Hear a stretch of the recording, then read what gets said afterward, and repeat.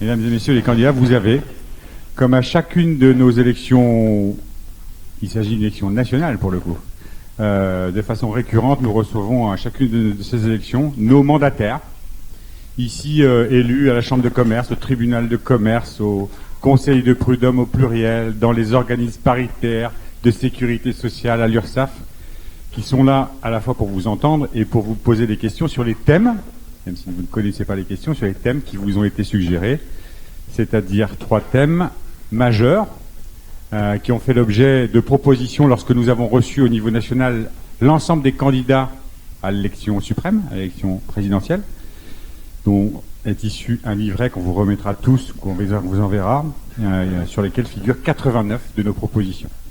Bien sûr, on ne va pas toutes les évoquer ce soir, seulement 3 thèmes nous ont semblé importants, qui font l'objet de questions qui ont été préparées et qui vous seront posées par certains des administrateurs sur 3 thèmes. 1, la flexibilité du travail, d'actu, les ordonnances, etc. 2, la taxation du capital. Et 3, là où les simplifications administratives. Sans attendre, je vais maintenant céder la parole à notre président qui va nous faire l'introduction de ce débat. Bonjour à tous. J'ai besoin de ça, oui, tu crois? Bon, d'accord. Merci, Franck. Bonjour à tous et à toutes. Merci d'être présents. Il y a un grand absent aujourd'hui, c'est le Parti Socialiste. Pourtant, on a essayé. Ils nous ont promis à chaque fois quelqu'un, mais il n'est pas là aujourd'hui. C'est dommage quelque part parce que, on le verra plus tard, mais ils avaient trouvé une bonne solution. Pour une fois, c'est pas que j'y crois à 100%, mais ils nous avaient dit que 50% des marchés publics pourraient être réservés aux PME, PMI. Ça, c'était la bonne nouvelle. Mais ils sont pas là pour le confirmer, donc bon, je sais pas si on les croit ou pas. En tous les cas, un grand merci à vous. On a fini, vous le savez très bien, tous ici, vous êtes tous chefs d'entreprise, les femmes chefs d'entreprise, et on a fini cette année, et c'est ce quinquennat, d'une façon un peu amère. Un peu amère parce que c'est comme nos marges, elles ont aussi parfaitement diminué. Mais ce nouveau quinquennat est plein avec un jeune neuf de 39 ans, brillant, et qui en tous les cas n'a pas fait de faute en tous les cas vis-à-vis de nos présidents mondiaux.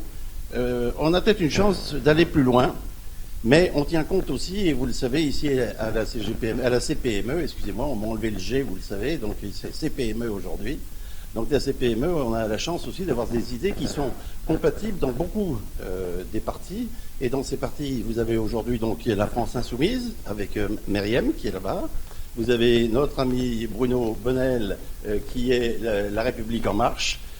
Notre, et là je dirais grand ami, parce que ça fait maintenant, alors c'est notre âge ça, hein, Michel, mais ça fait bientôt 30 ans, ou plus de 30 ans qu'on se connaît. Donc Michel Forissier, qui est le responsable de LR de la région Rhône-Alpes, c'est ça. Et mon ami Antoine, qui est aussi, lui, donc collaborateur du Front National. Alors, pour vous cadrer un tout petit peu, je rappellerai à nos chers amis que les PME, PMI, c'est pas n'importe quoi. Les PME, PMI, c'est quand même 3,5 millions entreprises. Ces 3,5 millions entreprises, c'est quand même, ça représente les 2/3 de l'emploi. Et ça représente, si vous voulez, l'équivalent de 2/3 d'emplois, je crois que ça fait quelques millions d'emplois quand même, hein, dans le domaine privé. 62%, voilà. Il n'y a que 5 000 entreprises de plus de 250 personnes. Et on représente 98,9% de ces 3,5 millions. Vous voyez quand même l'intérêt. Et nous, on ne délocalise pas et on reste bien français. Donc là, c'est aussi un gage pour les gouvernements successifs et surtout qui n'ont pas encore compris toute l'importance. C'est là aussi où qu'on crée à la fois l'emploi et qu'on maintient l'emploi. C'est ces PME qui maintiennent l'emploi. Elles n'ont pas la possibilité de délocaliser. Alors bien entendu, tout ça doit être pris en compte. Et ces PME et ces chefs d'entreprise que vous avez devant vous, chers amis, c'est avant tout des gens qui investissent tout leur temps, tout leur savoir, tout leur avoir, et surtout qui sont cautions de leur entreprise. Ça, c'est des choses, si vous voulez, on ne demande pas, on ne fait pas une concurrence déloyale vis-à-vis de nos grands groupes, etc., dont on a besoin d'eux, et on ne fait pas de comparaison possible, mais il faut considérer notre spécificité. Nous sommes des PME de quartier. Nous sommes des PME qui ne sont pas des multinationales, nous n'avons pas de DRH, nous n'avons pas de comité d'entreprise, nous n'avons pas de syndicat. Donc là aussi, nous avons deux priorités, Franck, avec le débat de ce soir, mais les questions que vous posez après. Mais moi, je voudrais simplement attirer votre attention sur deux choses. La première chose, c'est la flat tax. Ça, c'est vraiment pour nous quelque chose de formidable.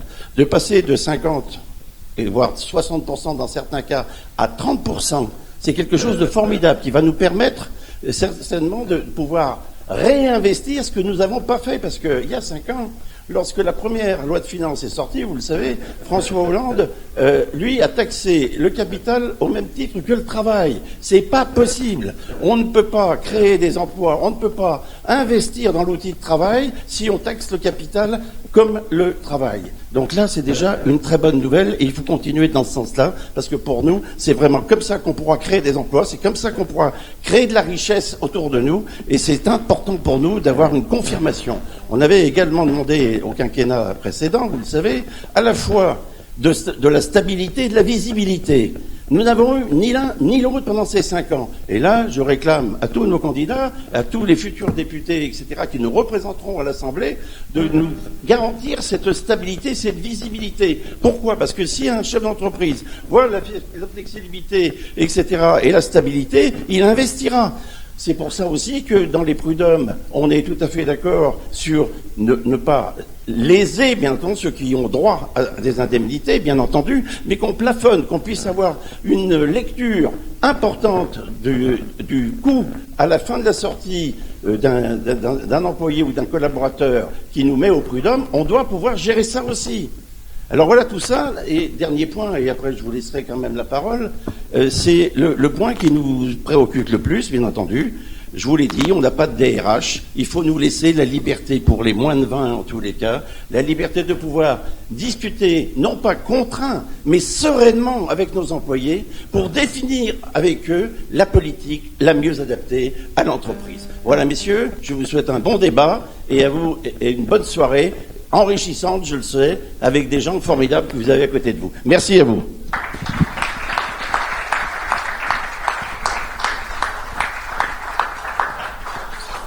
Merci François, on va rentrer tout de suite dans le dur, sachant qu'on va essayer. Mais je sais que vous en connaissez les règles, d'être le plus dynamique possible. On va se donner 1h et quart maximum, commencer par ces 3 thèmes qui vont faire pour chacun d'entre eux l'objet de 2 questions. Ça veut dire que le temps, on va vous le laisser le maîtriser vous. Il y a un compteur, un chronomètre, qui va nous permettre de vous dire stop, vous avez dépassé votre temps, ou en tout cas, on n'est plus dans l'équité ou l'égalité qu'on souhaiterait sur l'heure. Ça veut dire que si vous souhaitez, à la limite, squeezer quelques questions, ça vous regarde. On commence par la première question en matière de flexibilité du travail, puisque c'est d'actualité. Je vais laisser Romain Mifsud poser une question en matière d'organisation et du dialogue social. Bonsoir madame, bonsoir messieurs, je suis avocat. Ma question porte naturellement sur le droit du travail et plus particulièrement sur le temps de travail. Depuis la loi d'août 2016, la dérogation à la hiérarchie des normes est possible, mais je pense qu'on est tous ici pour vous entendre sur le projet et faire un peu de prospective.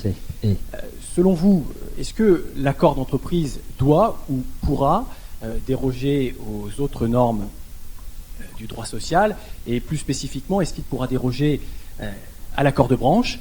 Et j'ai bien entendu les propos du président à l'instant. Il y a beaucoup d'entreprises qui sont des TPE en France, qui n'ont pas d'institution représentative du personnel. D'autres ont des carences. Est-ce que l'employeur aura la faculté de recourir librement au référendum pour pallier justement ces carences, ou bien sera-t-il contraint par le mandatement syndical? C'est une question qui est fondamentale, puisque c'est cette flexibilité dont il est question, et l'organisation par ceux qui connaissent l'entreprise de leur temps de travail. Règle est simple, honneur à madame, on vous propose dans cet ordre-là de commencer de gauche à droite pour la deuxième question. Ça sera en sens inverse si vous le voulez bien. Myriam, je vous laisse répondre. Vous m'entendez ? Bon, bonjour à tous et d'abord merci beaucoup pour cette invitation.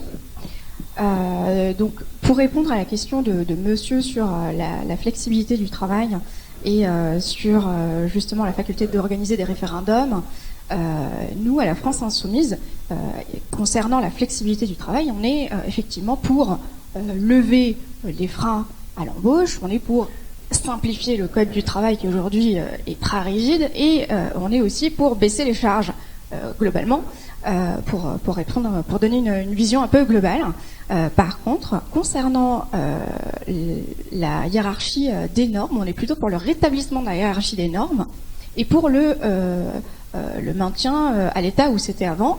Pourquoi ? Pour une raison simple, c'est que ça permet à toutes les entreprises, et je suis moi-même chef d'entreprise, ça permet à toutes les entreprises d'évoluer dans un cadre commun et un cadre qui soit le même. De la même manière, toute manière, cette hiérarchie des normes était la même en 2006. Le code du travail était aussi n'avait pas bougé en 2006 et on était en croissance. On était en croissance de 2%.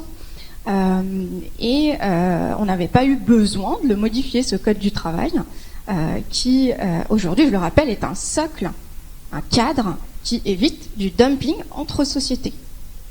À juste titre aussi, comme vous l'avez dit, les TPE, PME, qui sont l'écrasante majorité des entreprises, ont besoin d'être soutenus par les hommes politiques, ont besoin d'une réelle volonté politique aujourd'hui.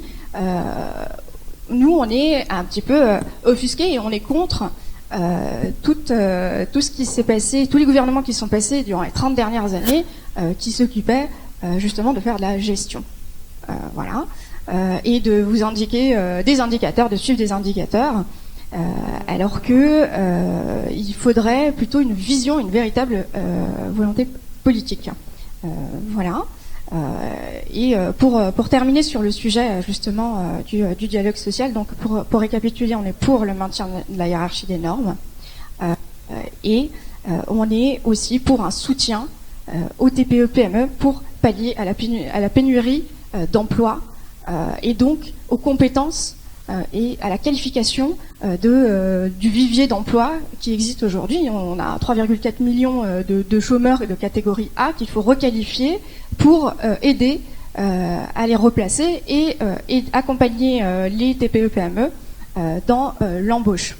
Donc, je pense qu'on aura l'occasion de revenir sur les aspects un peu réglementaires, mais on est pour, rapidement deux mots, on est pour la création d'un pôle qui accompagnerait les TPE-PME gratuitement, pour notamment les TPE de moins de 3 ans, pour à la manière un petit peu, je pense que vous connaissez aussi, des incubateurs, des accélérateurs, pour leur permettre d'avoir des experts du type juriste, avocat, comptable, pour les aider dans leur gestion. Parce qu'effectivement, une PME n'a pas de DRH, n'a pas forcément d'avocat, de juriste en interne. Donc il y a tout ça qui est mis en place. Voilà. Merci Myriam. Bruno ? Donc avant de répondre à votre question, parce que la réponse est simple pour nous, vous allez voir. Je voulais juste vous expliquer la démarche générale sur les questions, parce que je vais un peu répondre systématiquement, la démarche de la République En Marche sur pratiquement l'intégralité des questions que vous allez me poser ce soir. Cette démarche, on l'a définie par ce qu'on appelle le chantier. C'est pas un mot à la légère, le chantier, ça veut dire que en tant que chef d'entreprise, je vous rappelle, j'en suis un. Excusez-moi de ma tenue d'ailleurs, parce que je sors des marchés, parce que la campagne, c'est sur le terrain. Et un chantier, c'est quelque chose qui s'adapte aussi à l'écoute et à la réalité de ce qu'on rencontre.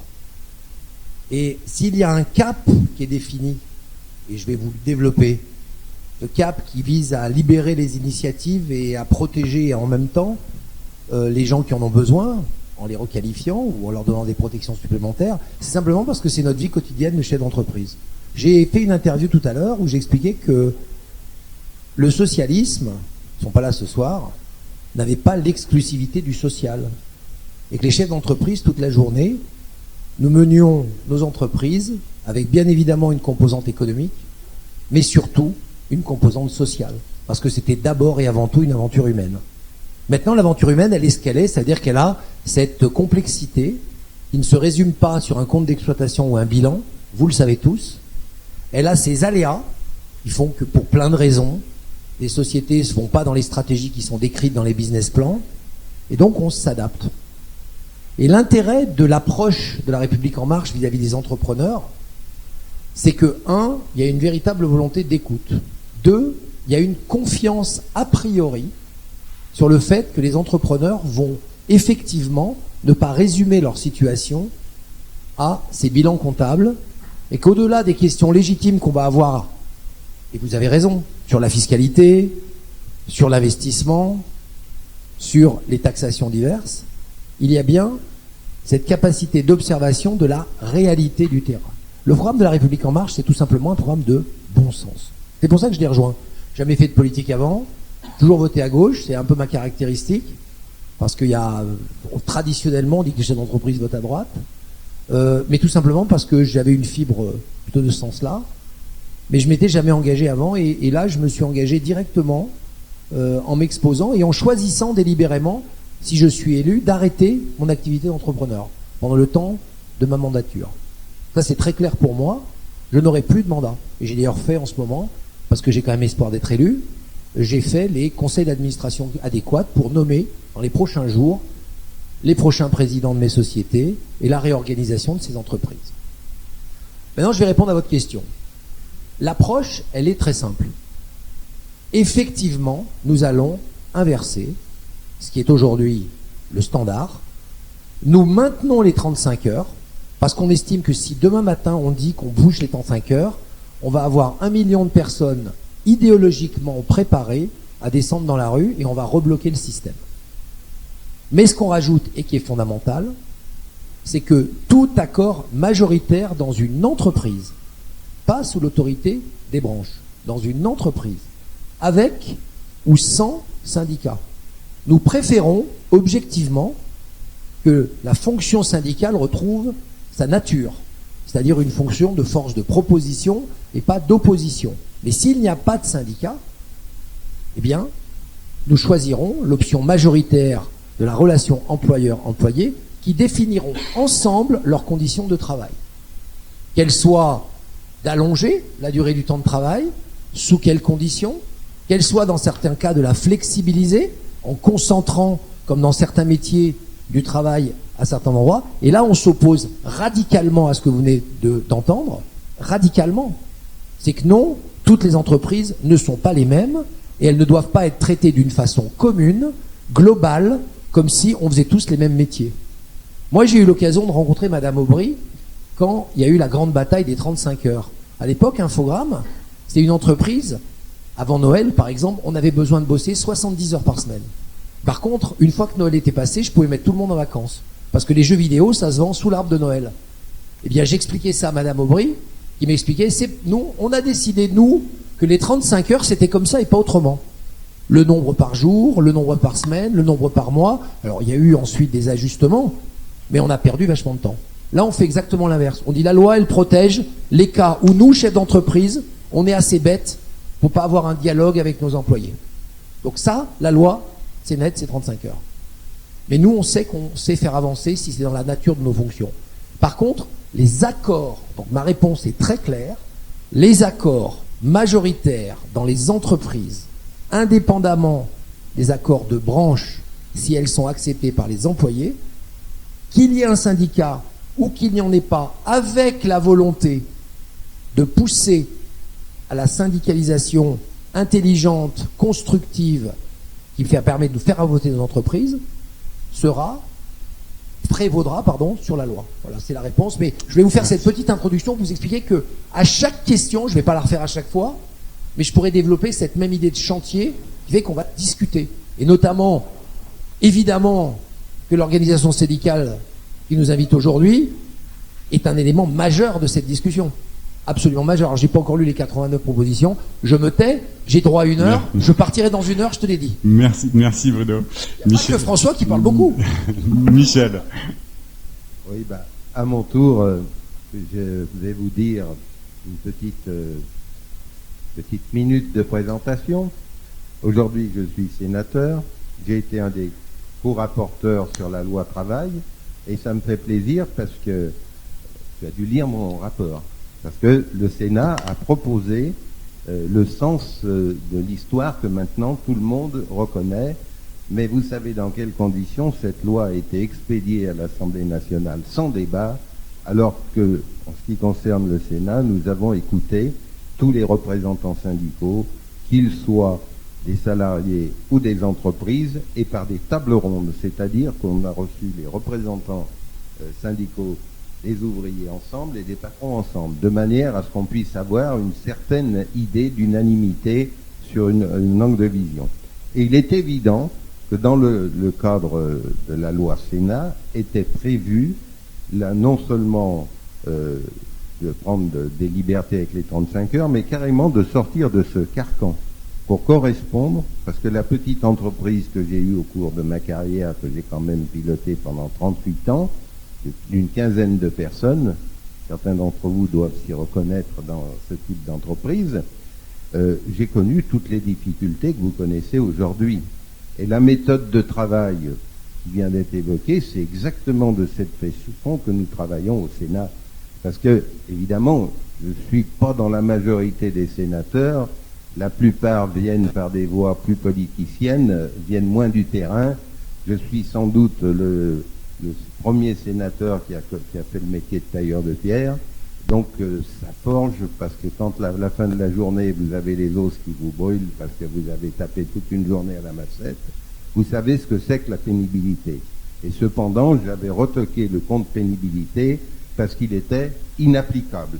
Aujourd'hui, je voudrais vous dire une phrase de Georges Pompidou qui disait à ses parlementaires un jour, avec toutes vos lois, arrêtez d'emmerder les Français. J'ai un peu cette impression de législateur. Aujourd'hui, j'ai fait une note au président du Sénat. On a une activité législative trop importante et on ne reprend pas les sujets sur leur fondation. Pour moi, aujourd'hui, le Code du travail, qui est héritier de l'après-guerre, est complètement périmé. Alors, pas les valeurs. Les valeurs sont toujours fondamentales. La protection du salarié, du faible par rapport au fort. On dit plus le méchant aujourd'hui, mais à l'époque, on était dans le code des luttes de classe, il y avait le gentil et puis le méchant. Aujourd'hui, on dit le fort. Et puis aujourd'hui, on doit mettre l'intérêt global de l'entreprise. Parce que la meilleure façon de préserver les emplois, c'est quand même de sauver les entreprises et de leur donner les moyens d'être dans un secteur concurrentiel. Taxer un capital actif, il n'y a rien d'aussi imbécile dans une société où on veut défendre la liberté d'entreprendre. Un capital actif, c'est pas du tout un capital financier qui sort dans la finance internationale, ça je suis d'accord, que ces mouvements, on les taxe, mais une entreprise aujourd'hui, notamment qui travaille dans une nouvelle technologie et qui veut assurer son développement, si elle n'a pas un minimum de finances disponibles, elle ne peut pas y arriver. On condamne nos entreprises. Donc moi aujourd'hui, la flexibilité, les accords d'entreprise, le référendum d'entreprise, ça doit exister, mais dans un cadre légal approprié. Il ne s'agit pas non plus de dire, on va dire faites un référendum, point. Donc on l'avait écrit, mais ça a été retoqué. Donc je crois qu'aujourd'hui, ma réponse est la suivante, en conclusion. Aujourd'hui, il faut qu'on se donne un code du travail qui soit un outil du XXIe siècle. Aujourd'hui, ce n'est pas possible d'avoir un document qui est d'une hauteur considérable et qui a des contradictions à l'intérieur. Donc il est inévitable de le refonder correctement sur des valeurs essentielles et surtout adaptées aux catégories d'entreprises et aux spécificités locales. Les spécificités d'une entreprise doivent se gérer quand c'est une entreprise qui est unique, il y en a en France, eh bien cette entreprise ne va pas rencontrer des difficultés qu'on trouve dans un cadre général. L'exemple des jeux vidéo est excellent. Et il y en a plein comme ça, les saisonniers, etc. Aujourd'hui, les gens qui emploient des saisonniers sur les stations de sport d'hiver, là, je réponds à l'avocat, la législation est tellement embrouillée qu'ils sont toujours dans l'illégalité. Il n'y a aucune solidité juridique. Et puis c'est vrai qu'il y avait aussi le travail qu'on a fait sur le contrat de travail qu'il faudra qu'on reprenne une fois que notre Parlement se remettra en route. Mais je suis contre le fait d'employer des procédures accélérées ou des ordonnances. Parce que ça va bien pour un sujet. Par exemple, j'ai présenté l'ordonnance qui est le nouveau statut de l'AFPA. Bon, c'est quelque chose d'un cadre très particulier. J'ai d'ailleurs, elle était présentée par un gouvernement socialiste, c'était Clotilde Walter qui nous le présentait. Je l'ai fait approuver conforme parce qu'elle correspondait pratique à ce qu'il fallait faire. Donc on ne va pas se déchirer au niveau parlementaire si on est d'accord. Au contraire, on a un statut, maintenant, les personnes peuvent travailler. Et il s'agit, pour moi, quand on touche le code du travail, il faut surtout pas faire l'erreur qu'avait fait le gouvernement socialiste de l'époque, c'est de ne pas faire la concertation suffisante avec les partenaires sociaux. C'est ça aujourd'hui, il faut partir, il ne faut pas discuter entre parlementaires, il faut discuter avec les gens de terrain, avec les spécificités, auditionner beaucoup de monde, prendre son temps et faire une loi qui corresponde aux exigences, à la dure réalité des entreprises d'aujourd'hui. Merci, enfin Antoine pour le Front National. Bonsoir à tous. Merci beaucoup pour l'organisation de cette soirée. Deux fois merci François, c'est pour tout le travail que fait la CPME. Moi j'ai pu en bénéficier à l'époque où mon patron était, où je travaillais pour un patron adhérent et que vous avez organisé, je crois d'ailleurs toujours des super voyages, et non, missions plutôt que voyages, pour accompagner les TPE et les PME dans leur développement à l'international. Et Dieu sait que c'est très très important et que c'est d'ailleurs un chantier qui devrait être beaucoup plus approfondi par les politiques également. Et deuxième merci, c'est de ne pas aborder le sujet de l'euro. Ça c'était pour la petite blague. Et de parler de microéconomie, puisque ça me permettra justement de démontrer, peut-être à Bruno Bonnel, parce qu'il est pas convaincu, on en a déjà discuté lors d'un débat précédent, mais que nous avons un programme microéconomique, et oui c'est un scoop. Nous pensons aux entreprises, et nous pensons également que hors de l'euro, on peut également mener une politique économique en direction des petites moyennes entreprises, puisque ça a toujours été le cœur du projet de Marine Le Pen. Non pas que nous soyons hostiles au CAC 40 par principe ou par idéologie, il n'y a pas d'idéologie dans mon combat politique, je pense qu'il n'y a pas d'idéologie d'ailleurs chez Marine Le Pen, c'est juste qu'on considère que la politique elle doit aller là, elle doit se déployer là où on en a besoin, et je considère donc que les grandes entreprises du CAC 40, à part bien sûr sur d'autres sujets, n'ont pas forcément besoin de toute l'attention du politique par rapport notamment aux artisans, aux indépendants, aux TPE et aux PME. Voilà, donc la politique c'est choisir c'est renoncer, et par conséquent, notre projet, il est principalement orienté autour des TPE-PME. Puisqu'il faut quand même pas oublier de répondre à votre question, sinon je deviendrai un politique comme les autres. Moi je suis jeune, j'ai 28 ans, je suis conseiller municipal et conseiller régional, j'essaie de pas devenir comme ces vieux politiques qui sont en train d'être ubérisés par l'effet, je sais pas si l'effet En Marche ou Macron, etc. Mais donc j'essaie de rester et de répondre docilement à votre question. François disait tout à l'heure liberté, flexibilité. Je pense qu'aussi il y a une question qui doit se poser pour les TPE, PME, c'est la sécurité.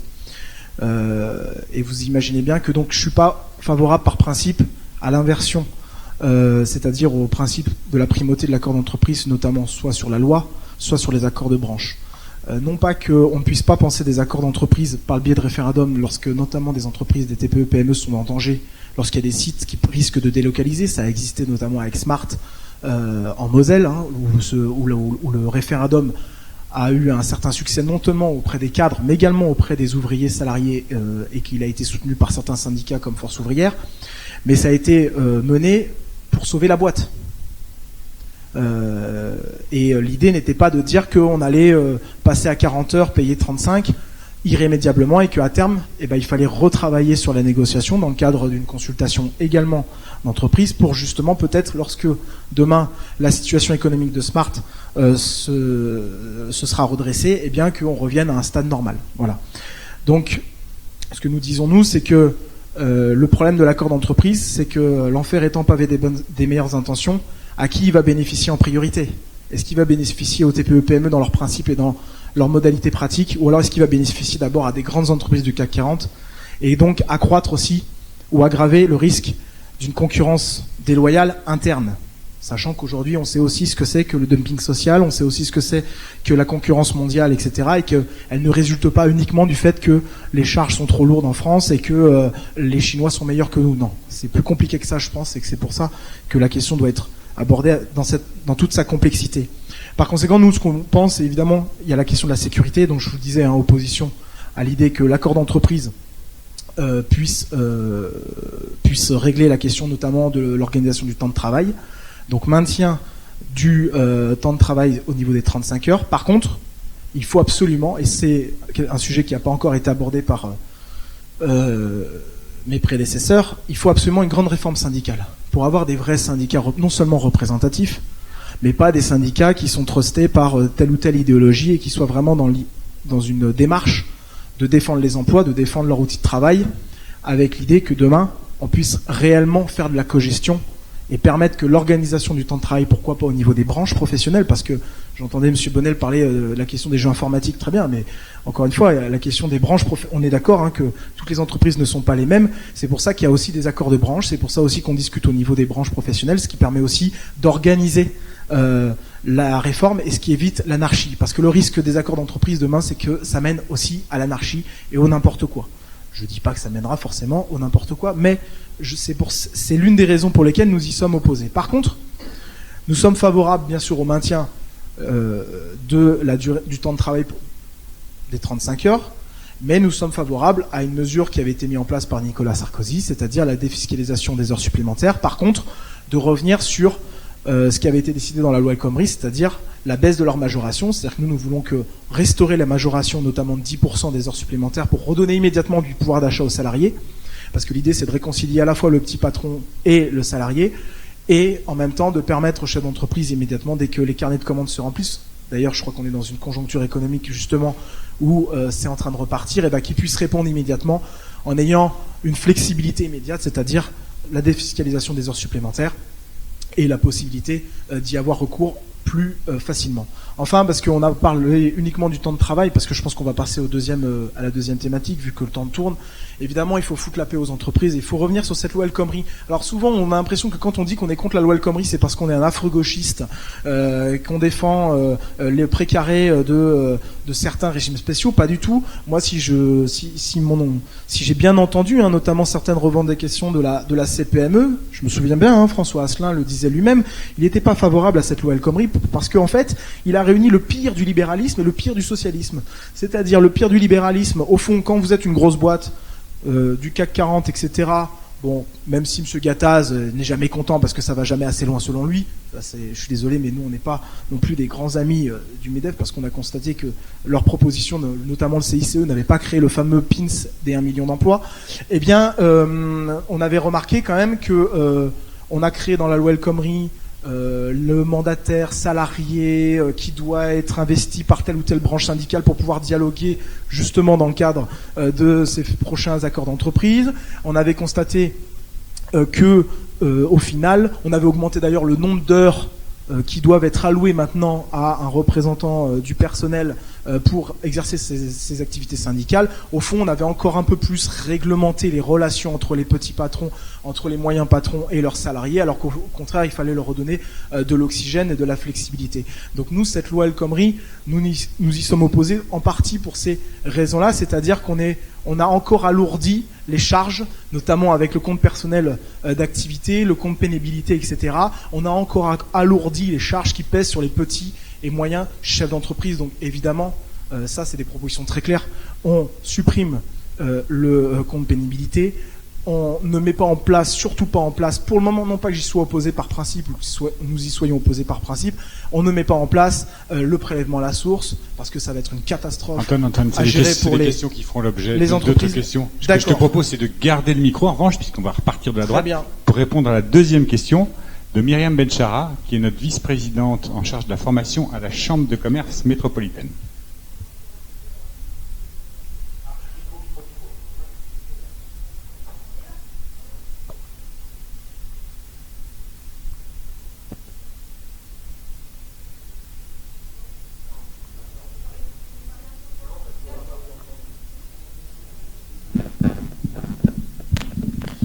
Oui, bonsoir. Donc, depuis quelques années, nous assistons à une recrudescence assez importante du nombre d'assignations prud'homales.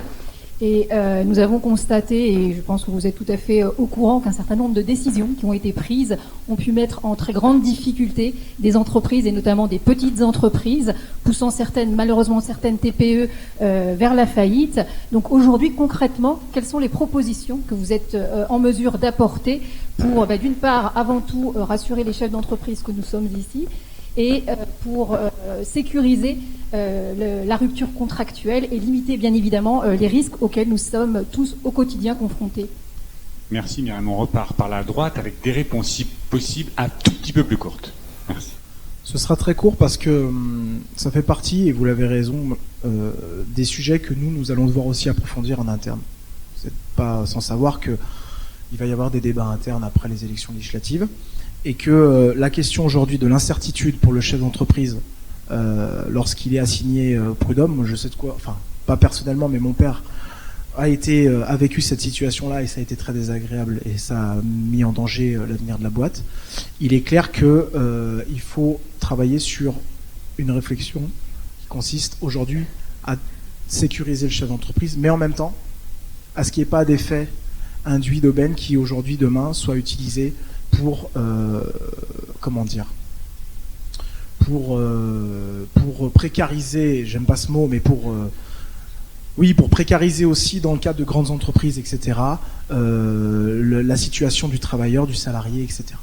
Donc ça, c'est une vraie question qui doit être débattue. La question du plafonnement des indemnités, moi je considère que c'est un sujet intéressant à travailler, mais encore une fois, faut pas oublier qu'en droit français, la question, quand vous avez subi un préjudice, on peut pas plafonner en principe, hein, il est très difficile de plafonner la réparation d'un préjudice. Vous imaginez bien, ça veut dire que on remet en cause des principes du droit social. Non pas que j'y sois pas hostile en principe, mais c'est des sujets qui sont très sérieux, très techniques. Ceux qui vous disent demain il faut plafonner à temps telle ou telle indemnité prud'homale vous mentent, parce que je pense que même au niveau du Conseil constitutionnel, ça risque d'être retoqué.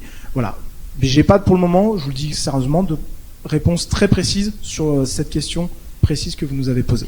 Juste avant de passer la parole à Michel, on a effectivement été retoqué par le Conseil constitutionnel en la matière uniquement pour discrimination entre les petites et les grandes entreprises, puisque la CGPME à l'époque avait obtenu de ce gouvernement le plafonnement des indemnités prud'homales, mais parce qu'elle l'avait obtenu exclusivement pour les PME, on s'est fait retoquer pour le Conseil. Donc si demain une telle proposition devait valoir pour l'ensemble des 3 500 000 entreprises, il n'y a pas de raison que le Conseil le sanctionne. Michel ?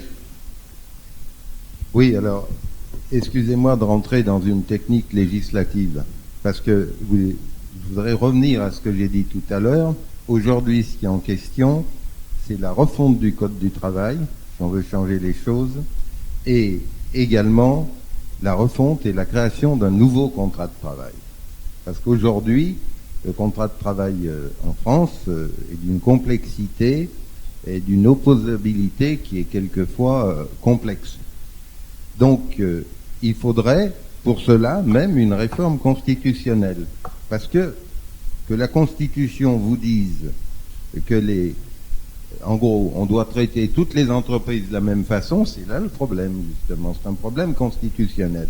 En droit européen, ça n'existe pas. Mais en droit français, c'est un vrai problème. Alors, quand le législateur écrit ces textes de loi, c'est pour ça qu'on ne peut pas passer dans des procédures accélérées. Et comme disait mon voisin de droite, excuse-moi, c'est la position géographique, on va dire, et voilà, de gauche de l'autre côté, c'est complexe. Parce que, inévitablement, moi je pense qu'il faut, aujourd'hui, vous savez, il y a eu un Grenelle de l'emploi, à un moment donné, il faudrait qu'on fasse aujourd'hui. J'appartiens aussi à la délégation des entreprises au Sénat qui travaille sur la simplification des normes et la simplification de la gestion d'entreprises en France. On travaille aussi dans les assemblées parlementaires. On n'est pas qu'à rien faire et on est plutôt à 50 ou 60 heures par semaine qu'à 35. Donc je dois vous dire que tout ça passe forcément par une refonte globale de notre système. Alors il est clair qu'un nouveau gouvernement qui va arriver, quelle que soit sa majorité, je pense que les parlementaires, on doit se mettre au travail dans la globalité, quels que soient nos groupes politiques, dans l'intérêt général. Mais on ne peut pas faire l'économie d'un code du travail du XXIe siècle. Sinon, ça ne marchera pas. Alors, on peut prendre des dispositions transitoires d'urgence, parce que l'ordonnance, l'ordonnance et le 49.3, c'est l'arme nucléaire. Ça a été mis dans la Constitution pour ne pas être utilisé, parce que là, on fait de l'antiparlementarisme. Et quand le gouvernement est obligé de le faire, ça ramène les parlementaires à la raison, et ils se disent après, il faut qu'on travaille d'une manière plus raisonnable. Parce que la loi El Khomri, au départ, c'était une loi qui avait un sens. Mais elle a tellement été bidouillée par son passage en première lecture à l'Assemblée nationale qu'après elle n'avait plus de sens. Et c'est dommage parce qu'il y avait des choses à prendre. Enfin, et le Sénat a réécrit cette loi, mais après, il y a eu l'énervement à à l'Assemblée nationale et boum, 49-3 et on bloque tout. Donc c'est ça qui est important aujourd'hui, c'est de réécrire la globalité, mais sans sortir des principes de protection des uns et des autres. Mais en ayant au centre aujourd'hui, on n'est plus dans le cadre de la lutte des classes. Alors, moi je ne pense pas qu'il faille sortir des organisations syndicales, parce qu'il faut une représentation nationale, mais je pense que au niveau hiérarchique, quand on arrive dans les petites entreprises, vous savez, moi, je passais des accords tous les matins en chargeant mes camions qui partaient sur les chantiers avec mon personnel, en leur disant, ben, ce soir, est-ce que ça vous dérange, il n'y a pas de contrôleur du travail dans la salle, de rester jusqu'à 20h, parce qu'on finissait normalement à 17h, parce que ça évitera le soir au camion de rentrer presque vide et de repartir le lendemain matin, et on pourrait attaquer un chantier le lendemain pour la rentabilité de l'entreprise. Bah, on donnait un petit avantage, hein. Et dans ces temps anciens, vous savez comment ça se passait, hein, c'était à l'ancienne. Et aujourd'hui, eh ben ça, il faudrait que ça soit écrit et donner la possibilité à avoir, on va dire, dans un cadre juridique posé. Il ne s'agit pas de négocier de n'importe quoi, c'est pas du tout à l'intérieur de l'entreprise, on ne va pas mettre en cause le code du travail qui donne un cadre général, et dans les particularités de l'entreprise, c'est là où il y a des pistes énormes à trouver et définir. Et en général, vous savez, dans une petite entreprise, il n'y a pas la distance que vous avez avec le patron d'une multinationale que personne connaît. C'est un bloc financier, c'est pas la même chose. Donc il n'est pas question justement d'appliquer les mêmes normes à l'ensemble des entreprises, et c'est pour ça qu'il faut aussi une réforme constitutionnelle. Merci Michel. Juste avant de céder la parole à Bruno, quand on a voulu réécrire le Code du travail, à chaque quinquennat, on a rajouté des préambules et des principes qui font qu'aujourd'hui, nous comptons 3500 pages. Non, mais parce qu'on l'a pas réécrit. Nous avons 3 500 000 chômeurs parce que nous avons 3500 pages. Lorsque nous avions 1000 pages, nous avions 1 million de chômeurs. Bruno ? Le raccourci est audacieux, hein. Moi, je trouve que celui-là, il fera date. Je vais faire l'inverse. Je réponds à votre question, puis après, je fais un commentaire. À la question, c'est simple. Dans le programme d'Emmanuel Macron, clairement écrit, et programme que je soutiens, il y a un encadrement avec un plancher et un plafond des indemnités prud'homales. On ne peut pas être plus clair. Je suis complètement d'accord avec Michel Forissier sur le fait qu'il y a une réforme de fond à faire. Comme j'étais d'accord quand confronté à des situations entrepreneuriales avec des changements de marché, parce que moi j'ai toujours travaillé dans la disruption, je me suis dit il y a des choses profondes à faire dans la stratégie. On doit réinventer la stratégie. Mais si j'avais passé mon temps à arrêter toute la machine pour réinventer la stratégie, j'en serais pas là. Donc en même temps, il y a c'est pour ça que le en même temps est intéressant. Il y a bien évidemment un cap majeur de faire rentrer la France dans le XXIe siècle, et je crois qu'on retrouve le sens des chambres à travers ça, et notamment du Sénat. Moi, à titre personnel, vous savez, on a beaucoup parlé, est-ce qu'on a besoin du Sénat, etc. À titre personnel, je pense que le rôle du Sénat, c'est de structurer notre pays à long terme. Parce qu'ils ont du recul, une sagesse, une connaissance des territoires, et c'est important. Le travail de l'Assemblée nationale, c'est différent. Il est fondamentalement différent. Même si nous sommes dans des circonscriptions et que nous représentons des territoires, notre vocation, elle est nationale. Donc, je pense qu'à côté de ce travail de fond, il ne faut plus perdre de temps. Je vais vous donner un exemple, pardon d'encore d'utiliser une métaphore entrepreneuriale, mais on me dit toujours, il faut robotiser les entreprises. Mais on ne fabrique pas de robots en France. Mais quand j'étais dans le bureau d'Emmanuel Macron et que j'ai écrit avec les équipes le plan France Robot Initiative, qu'est-ce que j'ai écrit ? Je dis tant qu'on n'aura pas des robots français, et il faut en avoir, il faut investir dans des sociétés qui créent des robots français. On ne va pas laisser nos usines sans robots. Achetons des robots allemands, chinois, russes, n'importe quoi, mais mettons-les au travail de la compétitivité. Donc là, c'est un peu la même idée. Et là, on est un petit peu différent sur l'histoire des ordonnances. Je voudrais juste faire, moi aussi, un petit point de droit. Ça n'a rien à voir avec un 49.3. Le 49.3, c'est ce qu'on fait tous les jours, nous, dans nos entreprises, c'est « je suis le patron, C'est comme ça, c'est pas autrement. Quand on estime qu'on doit le faire. Vous savez tous que si on fait ça à contre-courant, à un moment donné, on le prend dans la gueule. C'est ce qui est arrivé au gouvernement d'aujourd'hui. L'ordonnance, c'est pas pareil. L'ordonnance, c'est rassembler l'Assemblée nationale et demander déjà l'autorisation, dans un cadre précis, d'écrire, on va dire pour faire simple, une loi. En fait, des articles de loi. Une fois qu'on l'a fait, on repasse devant cette chambre. Chez Emmanuel Macron, cette chambre, c'est 50% de gens qui ont une expérience et 50% de gens de la société civile pour voir si le contrat que nous avions confié au gouvernement est rempli ou pas. Et là, nous mettons cette loi en exécution. Moi, je crois que l'ordonnance, ce à quoi elle sert pour notre pays, qui depuis trop longtemps s'embourbe dans des négociations sans fin, c'est de débloquer des situations. Et je crois qu'il faut mener les deux combats de front.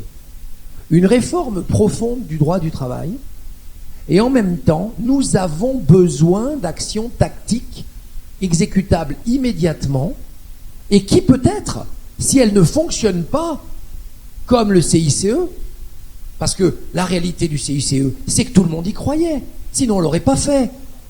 Non mais, oui, enfin bon là, sur le flou national, parce que vous aimez bien les comparaisons, vous nous avez dit, il faut pas l'anarchie, mais il faut la liberté, il faut ceci, moi je sais plus où vous en êtes là-dessus, vous le savez, on va pas en reparler. Nous on a toujours été très clairs. Je dis, il faut une tactique, il faut exécuter des déblocages, on a parlé de la flat tax, on a parlé de l'encadrement prud'homal, et il y en aura d'autres. Et en même temps, je suis entièrement d'accord avec Michel Forissier, il faut travailler sur une réforme de fond. Donc c'est pas incompatible. C'est pas incompatible. Et l'ordonnance, si c'est un moyen d'accélérer pour nous la mise en place, parce que la réalité, arrêtons de nous raconter des histoires. Il y a 80% ou 90% des mesures qui sont proposées par Emmanuel Macron qui ont été proposées d'une façon commune avec tous les programmes. De Juppé, j'entends les programmes qu'on va appeler raisonnables. Hein, ni utopistes, ni tellement incohérents que j'arrive pas à les lire.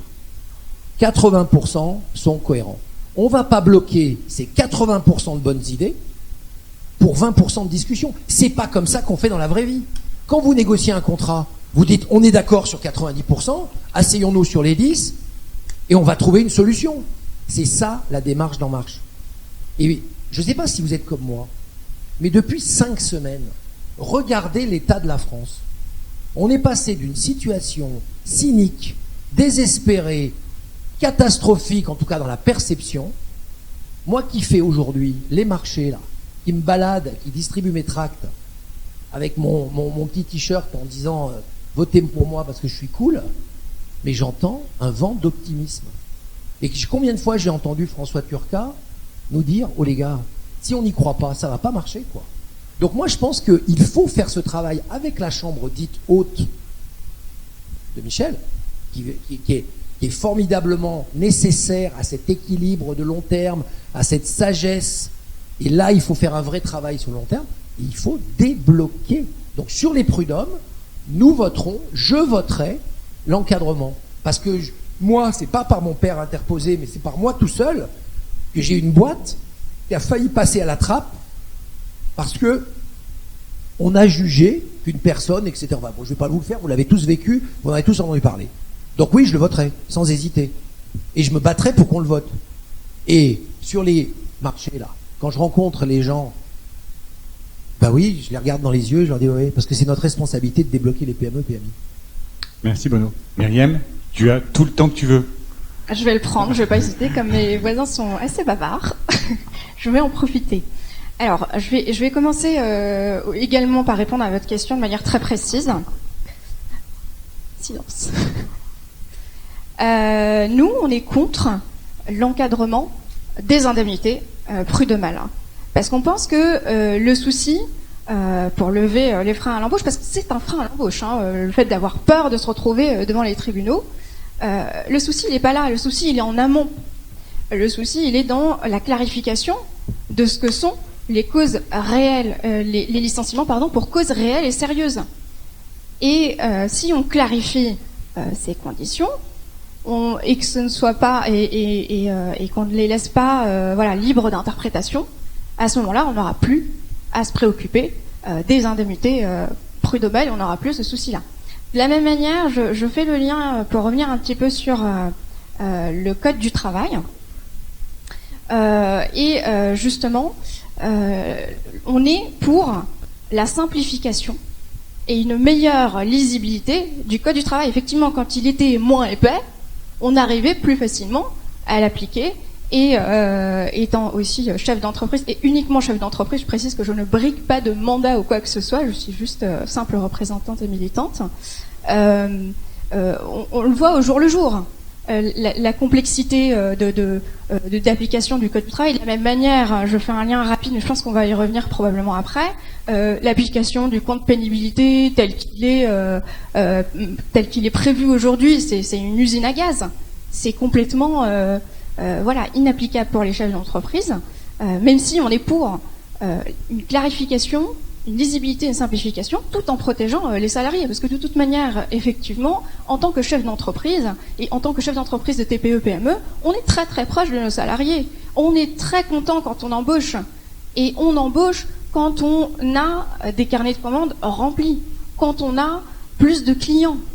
Effectivement. Donc, nous, on est pour une relance. On est pour le soutien à l'innovation. L'innovation, un point rapide là-dessus aussi.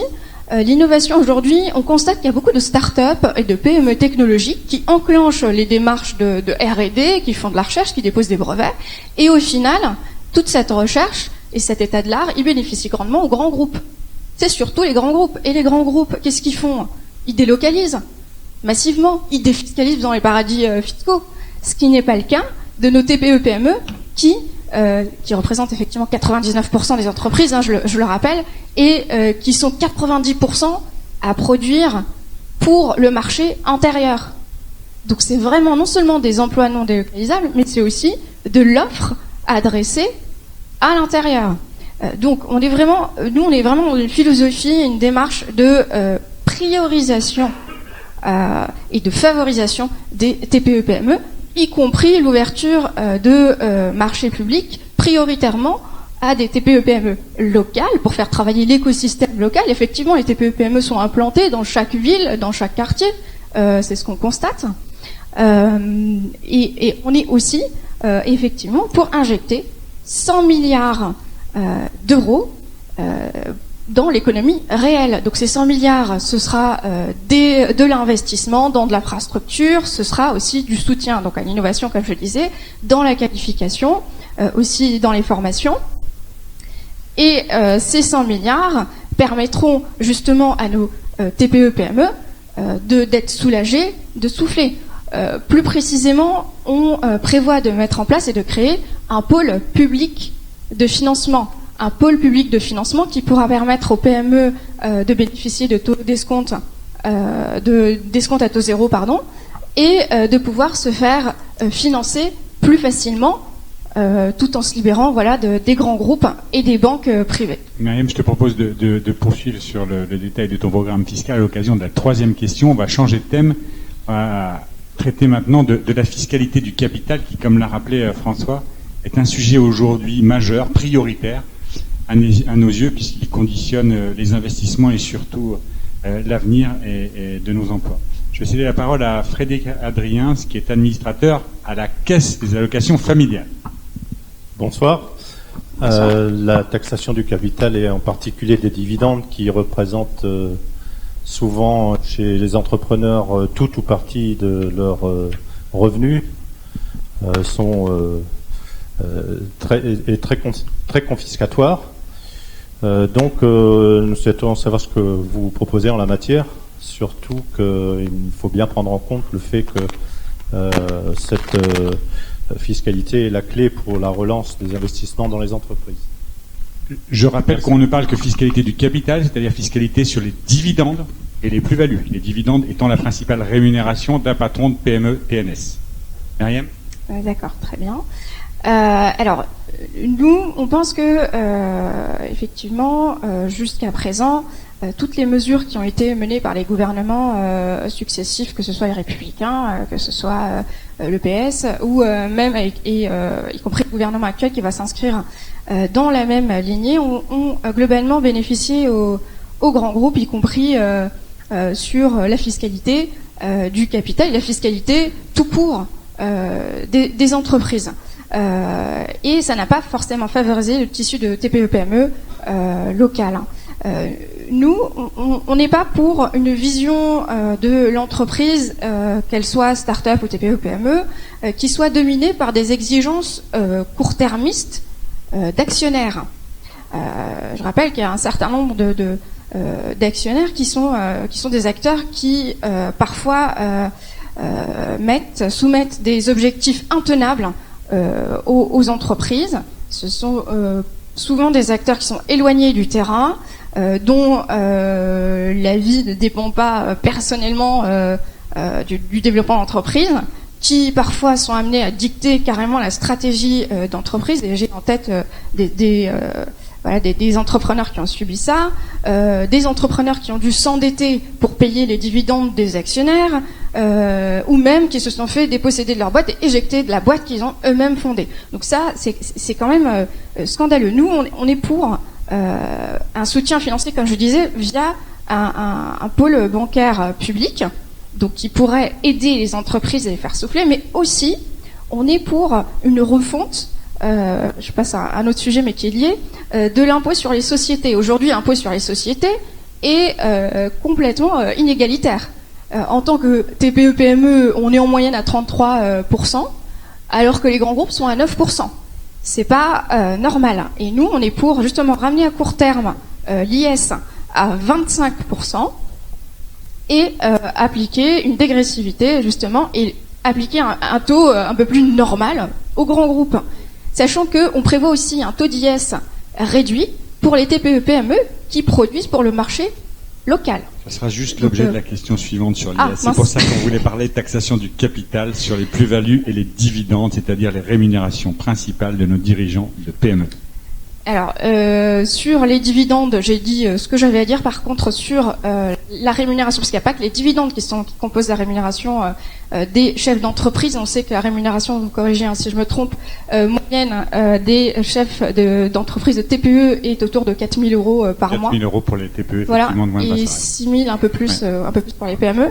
Justement, nous, notre refonte de l'impôt sur le revenu, donc parce que c'est lié de toute manière, qui propose 14 tranches, et j'insiste dessus parce qu'il y a énormément de choses fausses qui ont été dites partout, et y compris dans les médias, alors qu'il y a un chiffrage précis et une émission sur YouTube que vous pouvez trouver de 6 heures, qui précise tout. On est sur un impôt à 14 tranches. On est et donc qui concerne 96% des entrepreneurs qui sont, et 96% des entrepreneurs qui ont des TPE, qui ont une rémunération inférieure à 4 000 euros. Pour toutes les rémunérations inférieures à 4 000 euros, les entrepreneurs constateront une baisse de leur impôt sur le revenu avec le nouveau système d'IR. Et pour tous les entrepreneurs dont les revenus sont entre 4 000 et 6 000, ce sera stable. Il n'y aura pas d'augmentation, contrairement à ce que vous avez pu entendre. Donc, et l'augmentation se fera progressivement. Donc ça aussi, ça permet de soulager les entrepreneurs. Et c'est des réalités aussi qu'on vit au jour le jour, parce il y a effectivement les TPE, PME, micro-entreprises, et il y a aussi beaucoup d'auto-entrepreneurs qui en vivent et qui essaient de vivre de leur créativité, de la création qui apporte de la valeur à la société, qui se battent tous les jours. Et on est là aussi pour les soutenir. Merci. Voilà. Bruno. Juste une correction. Je ne connais pas la fiscalité à 9% dans ce pays, mais si elle existe, je suis prêt à créer une entreprise du CAC 40 demain. C'est un taux moyen. C'est un taux moyen. C'est le paiement réel, M. Bonnel. C'est qu'il y a des dispositifs de défiscalisation qui je permettent sais, justement de payer 8% d'impôt sur les sociétés. Les entreprises du CAC 40 ont... Non, mais c'est pas la famille des comploteurs. Non, c'est pas les entreprises du CAC 40, M. Bonnel, c'est un constat. Il y a parce que les GAFA sont des entreprises du CAC 40, c'est vrai, vous avez raison. Il y a les GAFA, mais les entreprises du CAC 40. Amazon fait partie de notre CAC 40, c'est nouveau, mais c'est bien. Écoutez, on va pas s'engueuler là-dessus parce que ça sert à rien. Et moi, je veux gagner un peu de temps, j'en ai perdu beaucoup. 30%, le chiffre, c'est simple, 30%. 2, ramener l'impôt sur les sociétés à 25% sur le quinquennat pour pouvoir justement redonner de l'oxygène aux entreprises. 3, éliminer de l'ISF tout ce qui n'est pas investissement tout ce qui n'est pas patrimoine immobilier non productif. Tout le reste sera éliminé.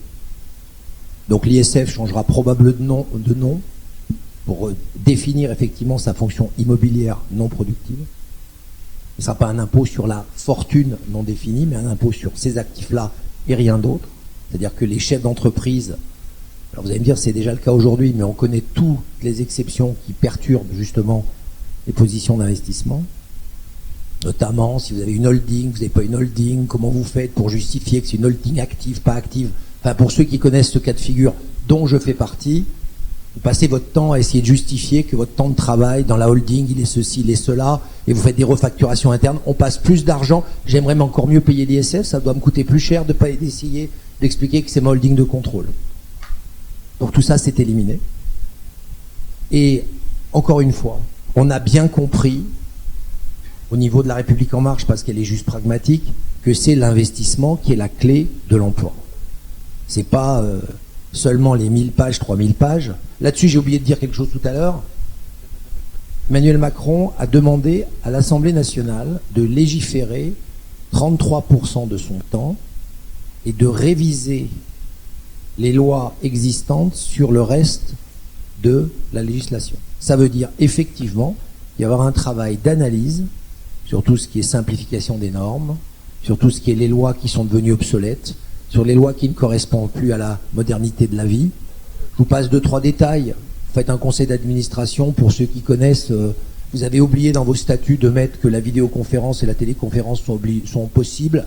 Ben, vous êtes obligé de repartir dans un cycle infernal pour arriver à les rajouter. Alors comme depuis, alors il y a d'abord eu au téléphone, maintenant il y a la vidéo, demain il y aura peut-être l'hologramme, enfin il y en a qui l'utilisent pour les meetings, on peut essayer de l'utiliser pour les conseils, et il va falloir encore faire ce genre de choses qui font qu'on va intégrer de la modernité. Paraît des détails, mais bloquent encore nos fonctionnements, envoyer des convocations par email, enfin bon, je vous passe tous ces folklores qui font qu'on perd beaucoup de temps.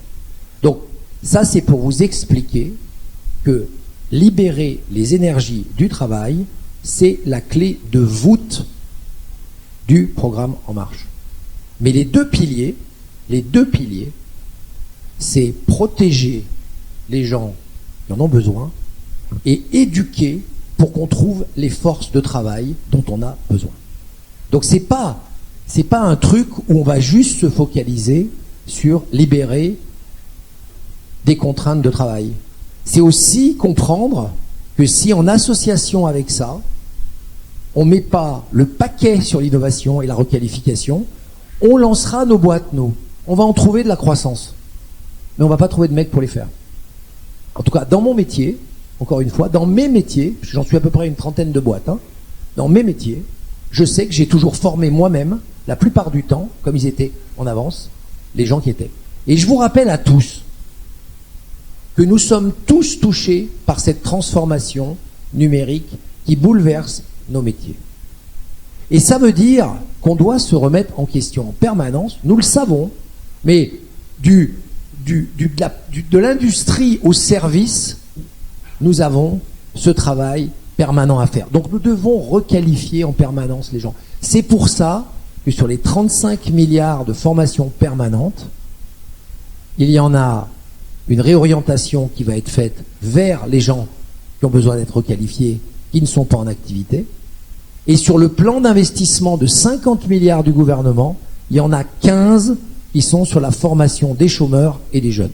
Je précise ça parce que je pense que dans les capacités effectivement fiscales, j'ai répondu, c'est simple, à condition qu'on fasse du bénéfice pour pouvoir être réussi. Donc pour faire du bénéfice, aujourd'hui, il faut aussi qu'on ait de la croissance. Merci voilà. Bruno.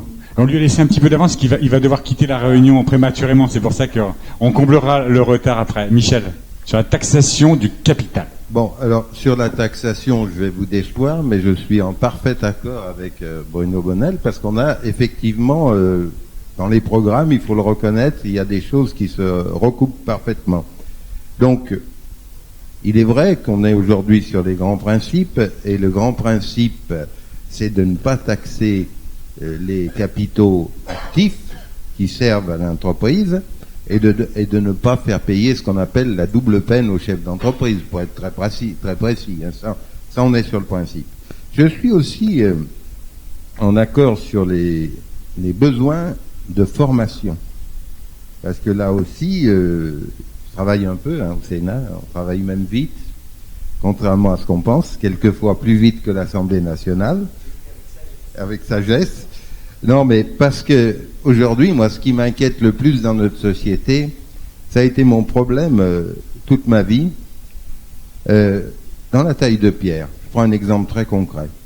Vous avez des restaurateurs de cathédrales, des gens, en gros, qui ont refait le palais de justice à Lyon. C'est des gens qu'on forme en 7 ans. Donc, c'est pas un CAP. Et j'ai connu une période de ma vie où on avait énormément investi dans mon métier, parce qu'à l'époque, on avait des réserves, on avait de l'argent, je vous parle des années 75. Et quand on a eu formé les gens, le gouvernement avait supprimé tous les crédits de formation, de restauration, ce qui fait que mes gars qui étaient capables de faire des chefs-d'œuvre, on en avait formé à peu près 150 au niveau national, eh ben ils se sont retrouvés magasinés. Donc vous voyez, aujourd'hui, donc il y a ce décalage qui existe, pas dans les métiers que je qualifierais d'antiques, mais dans les métiers artistiques, mais dans les métiers des nouvelles technologies. Quand vous pensez qu'aujourd'hui en France, pour former un titre professionnel, il faut au moins 3 ans, et un diplôme, il faut 5 ans. Bon, alors je vous laisse dans le numérique, en 5 ans, qu'est-ce qui se passe? On n'est plus dans le même monde. On n'est même plus dans le même univers dans notre jargon. Donc, c'est pas la peine. Donc, il faut la nécessité, ce que je défends, c'est ce qui a été retenu, c'est mon projet qui a été retenu dans le programme des Républicains, c'est d'une refonte complète de la formation professionnelle et qu'elle soit confiée aux régions et aux branches professionnelles. Qu'on sorte complètement du système de l'éducation nationale, parce que c'est pas le boulot de l'éducation nationale. Et maintenant, vous pouvez le dire, les plus hautes autorités de l'éducation nationale en France sont assez d'accord sur ce sujet. Parce qu'ils se rendent compte que c'est pas leur métier. Et par contre, ils sont prêts à participer à la formation, on va dire générale, parce qu'aujourd'hui, il faut aussi que le socle de formation générale soit suffisant, parce qu'on sait tous tous les jeunes qui arrivent sur le marché du travail, ils vont changer au minimum 3 à 4 fois de métier dans leur vie. Il y a cette possibilité qu'il faut offrir. Moi, vous savez, je suis parti, avant de faire quelque chose qui n'est pas un métier, qui est une fonction élective, je suis parti dans la mécanique générale, en passant par la mécanique automobile et la taille de pierre. Donc, vous voyez, ça, on fait tous du chemin, et vous en avez tous fait, je le sais. Mais aujourd'hui, c'est cette nécessité qui, pour moi, est absolue, parce qu'aujourd'hui, on a 2 millions de jeunes, faut le savoir en France, qui sont ni en formation professionnelle, ni au boulot, et qui sont pas forcément indemnisés, et qui sont dans aucun circuit. Et c'est vrai que là, je suis d'accord aussi sur une priorité donnée en termes budgétaires pour qu'on puisse mettre le paquet. Parce qu'ils ont de l'énergie. Et nous, on a fait l'expérience dans la taille de pierre, vous savez, des jeunes qui étaient un peu déstructurés. Quand ils sont au milieu d'une carrière avec des gars qui sont plutôt de mon gabarit et qui lèvent 200 kilos et qui n'ont pas peur de lever la main si c'est nécessaire, il y a un problème d'autorité, le rapport de force qui s'établit pas d'une manière intellectuelle, là, quand vous avez des jeunes déstructurés.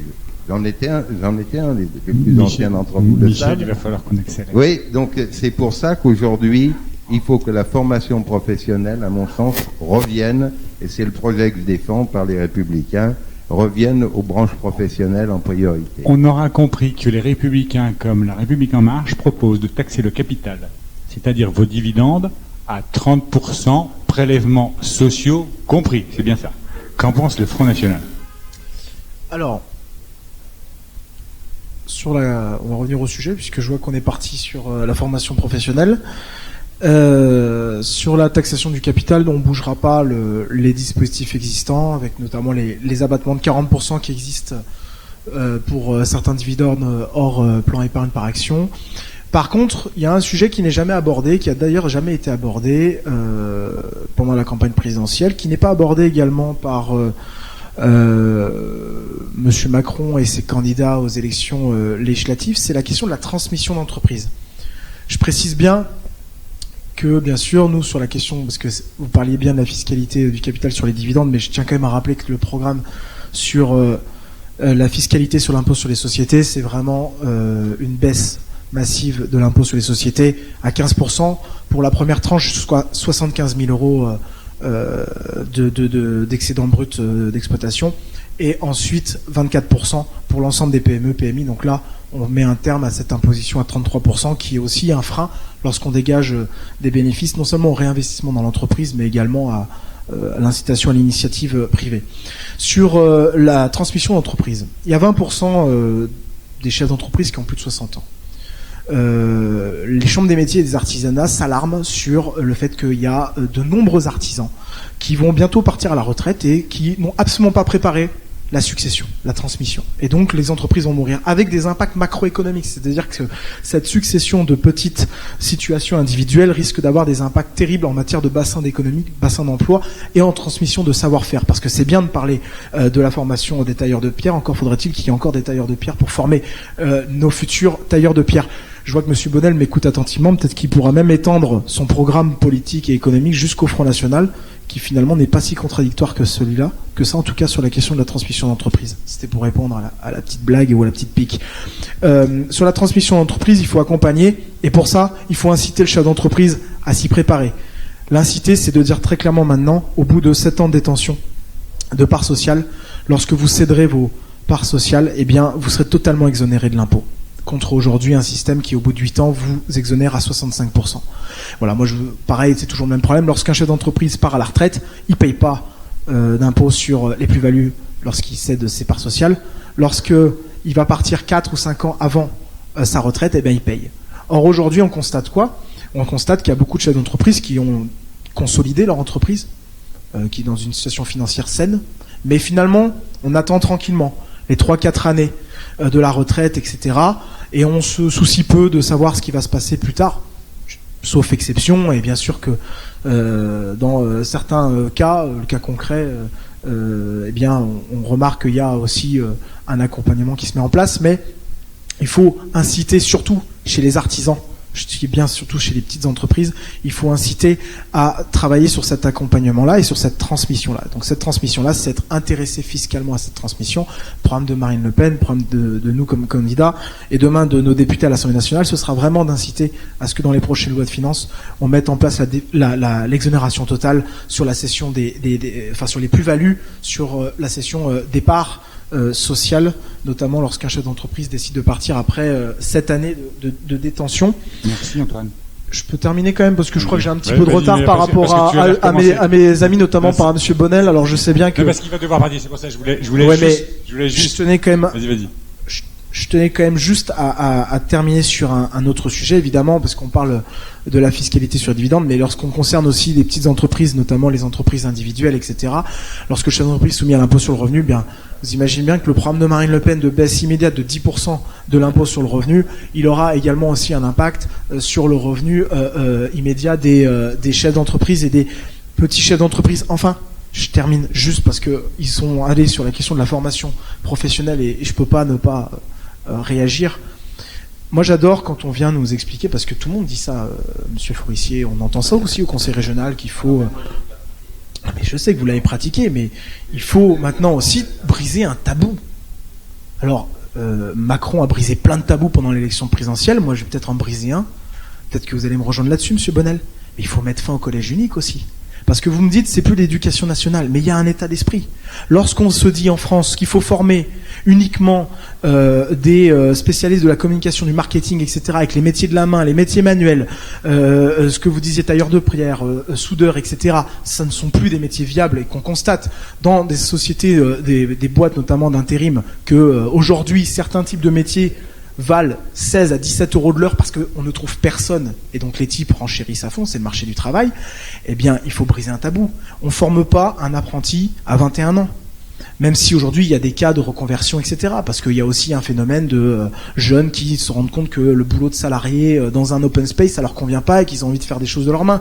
Mais il faut briser un tabou. Il faut mettre en place l'apprentissage et l'autoriser dès 14 ans. Il faut mettre fin au collège unique. Voilà, parce que, et ça je suis désolé, lorsque vous ne prenez pas la politique d'apprentissage à la racine, c'est-à-dire dès le plus jeune âge, eh bien vous aurez le plus grand mal demain à former ces jeunes parce qu'encore une fois ils vont passer par des phases d'échec.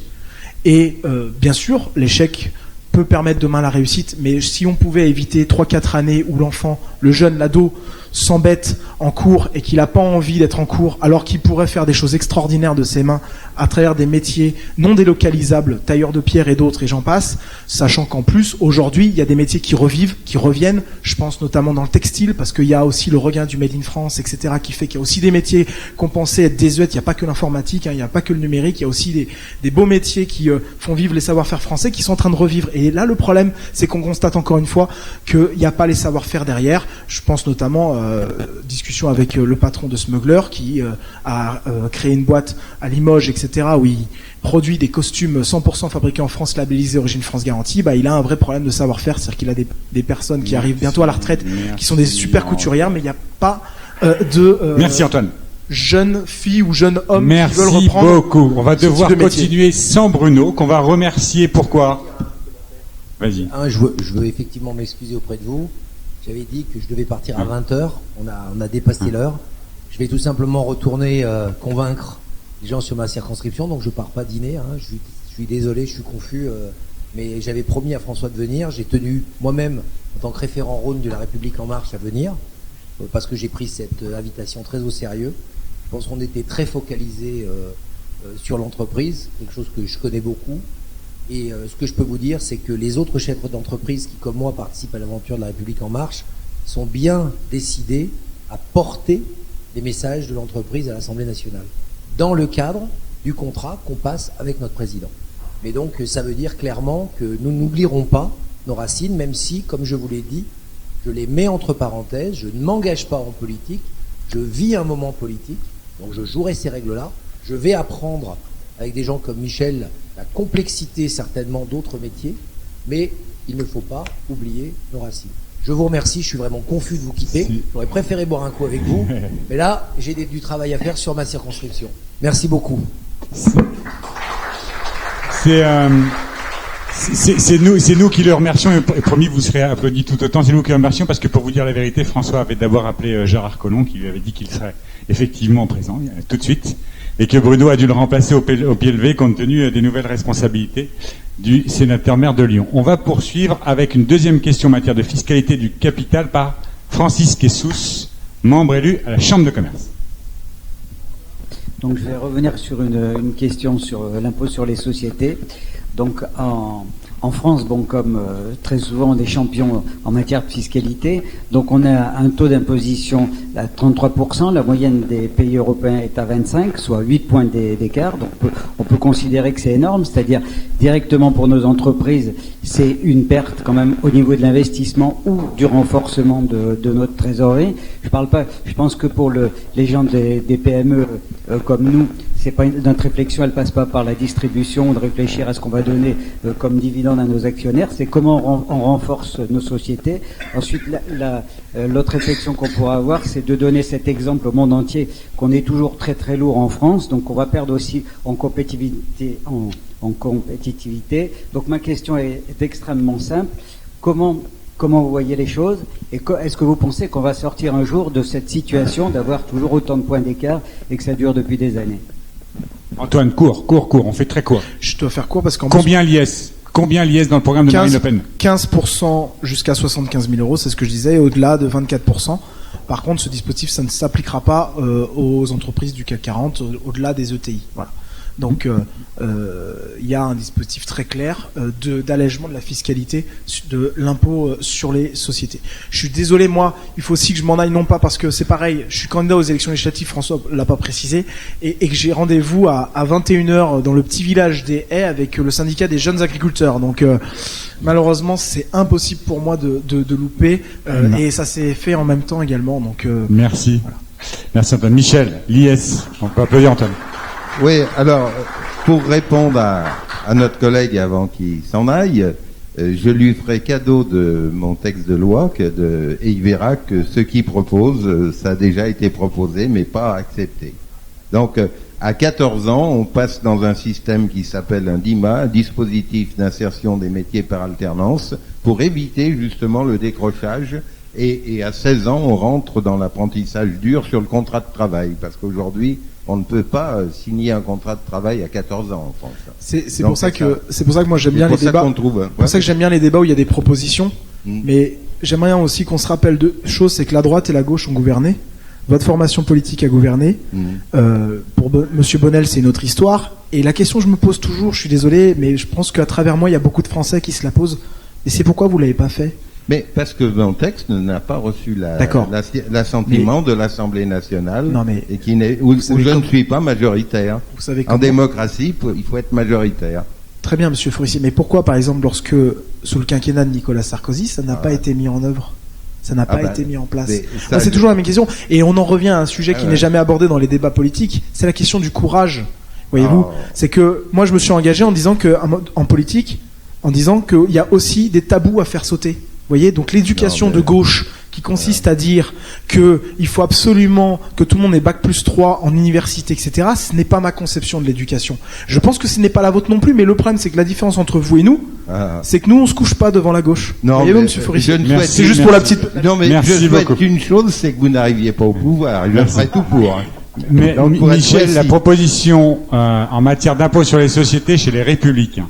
Alors, c'est la proposition de base, c'est de se mettre au même niveau que nos concurrents européens directs. C'est-à-dire 25% maximum. Européenne. Il ne doit pas y avoir plus d'imposition à un taux de 25%.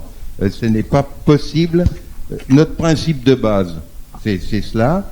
Il faut que les entreprises françaises soient à égalité avec leurs concurrents étrangers. Et les concurrents étrangers, on ne parle pas de la mondialisation. Aujourd'hui, au niveau européen, il y a à faire. Parce qu'effectivement, on a également une proposition pour encadrer différemment les travailleurs détachés. Parce qu'aujourd'hui, les travailleurs détachés, c'est une anarchie complète. Et il faut que ça soit remis en question, de manière à ce qu'on puisse avoir nos entreprises qui travaillent à égalité. Merci. Non, t'as pas le droit là. Myriam, impôt sur les sociétés. Oui, au moins une petite réponse aussi. Par rapport à la formation que vous avez abordée, justement, on est pour encourager la formation professionnelle aussi, et on est pour accompagner dans les métiers nouveaux. Donc, à savoir, nous, on s'intéresse beaucoup aux filières d'avenir. On veut que l'économie monte en gamme et on veut encourager les filières d'excellence. Donc, ça va de pair avec la formation, effectivement. On veut encourager la formation dans tout ce qui est espace, économie de la mer. On veut encourager des formations de pointe dans tout ce qui est robotique, dans tout ce qui est réalité augmentée, etc. Et pas attendre d'atteindre des niveaux supérieurs ou d'apprendre sur le tas pour se former, parce qu'on doit retrouver l'excellence française. Et justement, on est pour accompagner les TPE-PME sur ces filières-là, justement. Pour l'IS, je vais rappeler ce que j'avais dit tout à l'heure, parce que je me doute que c'est ça. On est pour un taux immédiat à 25%, donc pour rappel, et qui sera dégressif avec des réductions en cas de production en France pour la France. Donc en fait, ce sera le cas de beaucoup de TPE-PME. On passe à la simplification administrative. Julien Ploton, président du pôle Jeunes, qui va vous poser la première question. Bonjour, ma question va être assez directe. On parle du compte pénibilité. Je voudrais savoir la position que vous aurez demain si vous êtes élu lié à ce compte, qui est pour la majorité, voire pour une très grande, on va dire la grande majorité de nos entreprises absolument insupportable, qui est inapplicable. On en comprend l'esprit. Nous sommes pour la protection de nos salariés. Nous ne sommes pas des bourreaux du travail. Nous aimons nos salariés. Nous voulons les accompagner jusqu'au bout. Mais si demain, il faut que tous les jours, ou quasiment tous les jours, nous lui attribuons des points suivant 6 critères de pénibilité, et qu'à la fin de toutes ces années de travail, ça lui peut permettre tout simplement de partir plus tôt à la retraite, on considère que c'est tout simplement indigeste et inapplicable. Quelle est votre position par rapport à ça? Merci. Merci, Myriam. Juste la position de Bruno Bonnel, qui a été confirmée par le président de la République à la sortie de son rendez-vous avec notre président national François Asselin avant-hier, a été d'acter un moratoire sur le compte de pénibilité. Myriam, on fait quoi avec le compte? Alors nous, on est pour sa suppression, tout simplement. On pense qu'il est inapplicable en l'état. On pense qu'il est compliqué pour le chef d'entreprise de l'appliquer, mais aussi qu'il n'est pas forcément assez protecteur. Si le chef d'entreprise n'arrive pas à l'appliquer, c'est pas lisible pour lui, de toute manière, il ne pourra pas assez protéger les salariés. Donc on est pour un accompagnement, une clarification, mais en tout cas on est pour sa suppression en l'état. Voilà. Merci beaucoup. Michel, oui, non, on poursuit, on continue, on supprime. C'est facile, j'ai rapporté ce sujet dans le texte de la loi travail. On était pour 3 critères sur les 6 qui étaient applicables, les 3 autres n'étaient pas applicables. Et sur le compte personnel d'activité, on était pour un report d'exécutoire parce que tout simplement, on n'a pas de portage de ces comptes. Donc la difficulté après, c'est bien d'ouvrir un carnet de chèques, mais si quelque part il n'y a pas la garantie financière qui va correspondre au moment où il faut payer, ça pose problème. Donc on supprime le compte pénibilité chez les Républicains. Non, on en revient à 3 critères. D'accord. Et le CPA, c'est autre chose, c'est le compte personnel Antoine, d'activité. avant que tu puisses partir. Également, ça va être très très simple, suppression du compte pénibilité. Mais également, il va falloir aussi aborder le sujet tabou de la médecine du travail. Voilà. On considère que la médecine, notamment les entretiens avec les médecins du travail, etc., ça doit être avec des libéraux, ça doit pas être une usine à gaz, etc. aujourd'hui, où en plus on a l'impression que tout est fait pour dissuader le travail et l'embauche. Je termine juste avec aussi, puisque vous me parlez de simplification, moi je pourrais pas répondre à la deuxième question, il faudra vraiment que j'y aille. Évidemment, il faut aussi simplifier sur d'autres choses, il faut simplifier sur le guichet, notamment avec un guichet unique pour toutes les formalités sociales, fiscales et administratives des entreprises. Et ça passe aussi par quoi? Ça passe par une simplification de l'organisation territoriale de notre pays. Aujourd'hui, on est à 6 niveaux d'organisation territoriale, européen, État, c'est moins notre sujet, macro, c'est moins notre sujet. On est obligé de se concentrer sur la etc. PME, la TPE. J'y tiens particulièrement. Oui, mais pour les TPE, PME, elles ont besoin, excusez-moi, monsieur Maurice, j'y tiens particulièrement, elles ont besoin de proximité. Moi, je vois aujourd'hui que la commande publique, elle ne va plus dans les TPE, PME. D'accord? C'est un vrai sujet. Donc la question de l'allotissement pour permettre aux TPE-PME de bénéficier des marchés publics et de candidater, c'est aussi une vraie question. Et ça dépend aussi de l'organisation territoriale. Je ne suis pas sûr que la métropole de Lyon, je ne suis pas sûr que demain la métropolisation de l'organisation territoriale de la France bénéficie aux artisans, aux TPE et aux PME. Bien au contraire. Enfin, je termine parce que M. Forissier a abordé la question de la directive sur le détachement des travailleurs. Je connais bien ce sujet, M. Forissier. Je connais bien le texte qui est en train d'être discuté. Non seulement les Polonais et tous les pays de l'Est sont en train de s'opposer et de mettre en place tous les instruments qu'ils peuvent pour empêcher la révision de la directive sur le détachement des travailleurs, mais, excusez-moi, M. Forissier, la révision sur le détachement des travailleurs n'aura pour effet uniquement le salaire, mais pas les charges. Donc la concurrence déloyale, elle existe toujours. Je suis désolé, M. Forissier, il faut affirmer un principe clair. En France, on respecte les mêmes règles, c'est-à-dire qu'on paye les salariés, non seulement en net avec le même salaire, plus les primes, etc. et tout, mais également avec les mêmes cotisations sociales et patronales. Aujourd'hui, ce n'est pas du tout ce qui est dans le texte. Attendez, monsieur, vous dites qu'il y a une insanité par rapport à ce que je vous ai dit. Je ne dis pas une insanité, si, je dis que vous êtes pour la révision. Je ne vous ai pas parlé de ce qui était en cours, je vous ai parlé du programme des Républicains qu'on a l'intention d'appliquer. Donc vous dénoncez la directive de détachement des travailleurs. Bien d'accord. Alors pourquoi vos députés européens ne le font pas au Parlement européen? Aujourd'hui, je vous le dis, aujourd'hui, les incohérences, il y en a dans le dossier, mais il y en a beaucoup plus chez vous en ce moment que chez nous. C'est un autre débat, Michel. On va passer à la dernière question, en termes de simplification, Olivier de Dieu, et on va laisser Antoine partir. Et on va la poser d'abord à Michel, et on laissera Myriam conclure, parce qu'elle a beaucoup de temps de retard. Bonsoir. Moi, la question que je souhaite vous poser, c'est qu'est-ce qui va advenir de la protection sociale des entreprises? Est-ce que le RSI va être maintenu? Est-ce qu'il va y avoir un système commun à tout le monde? Donc, c'est juste des éclaircissements à ce sujet. Je vous remercie. Alors, j'ai un ami intime que vous devez connaître qui s'appelle Claude Villard, qui est président du RSI. Et avec lui, on est en train d'entreprendre une démarche, parce qu'aujourd'hui, ça serait scandaleux d'imposer à tous ceux qui sont RSI des hausses de cotisation de 20 à 25%, pour assurer sur des risques qui ne prennent jamais. Parce que vous savez, on s'est battu contre des régimes spéciaux, mais aujourd'hui, le RSI, après avoir rectifié ça marche, on va dire qu'il y avait quelques erreurs de gestion à un moment donné. Maintenant, je pense que c'est un système qu'il faut conserver, parce que c'est un système spécifique qui est adapté à une catégorie de Français qui ne sont pas tout à fait comme les autres salariés. Donc je crois que là, le RSI, pour nous, il serait à l'inverse de ce qui est proposé par d'autres, il serait conservé. Effectivement, le programme d'Emmanuel Macron, le RSI est fondu dans le régime général, mais tout en préservant les spécificités, c'est-à-dire l'absence de cotisation chômage, notamment, et des moindres cotisations retraite. Qu'en est-il chez la France insoumise?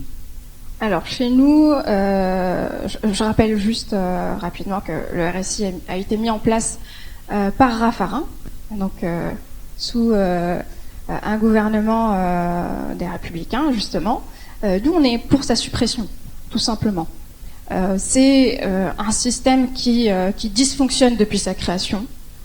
C'est un système qui a fait des appels, et vous avez tous reçu des appels à cotisation avec des montants complètement imbitables et incompréhensibles. C'est des retraites impayées. C'est beaucoup de lenteur, des difficultés à les joindre, des huissiers qui sont envoyés, voir pas mal de commerçants et d'artisans et qui ont été obligés suite à cela de mettre la clé sur la porte. Donc on est vraiment pour sa suppression et on est pour laisser la liberté aux chefs d'entreprise de rejoindre le régime général de sécurité sociale qui lui fonctionne très bien.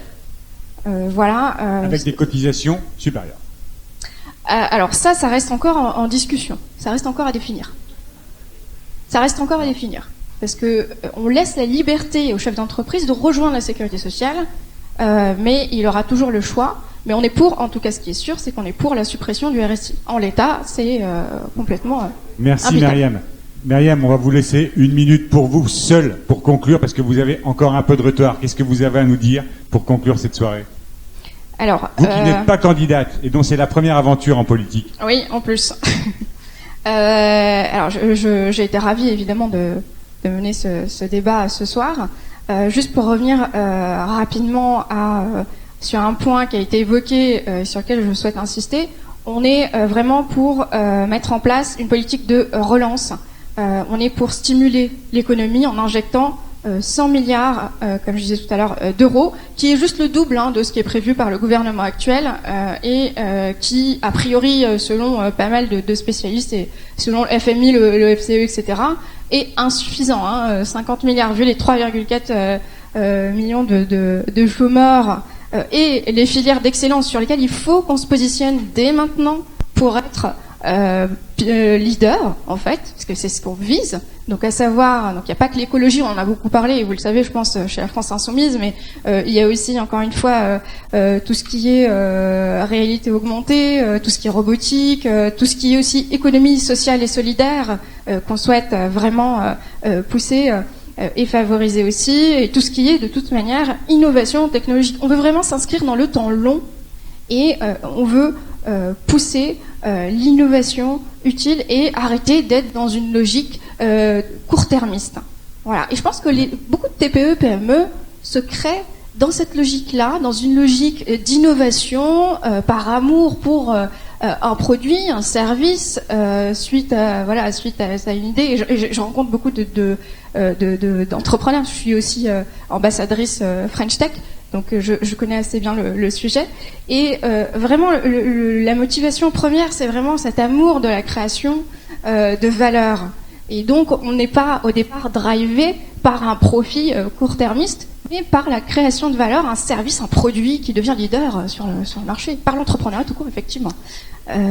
Donc voilà, on est vraiment, encore une fois, pour favoriser les TPE, les PME, les startups, soutenir l'innovation, et permettre aux TPE-PME de respirer et d'arrêter d'être asphyxiés par des charges et par un code du travail qui est illisible. Eh bien, on peut s'arrêter là, ce serait une belle conclusion pour la soirée. En tout cas...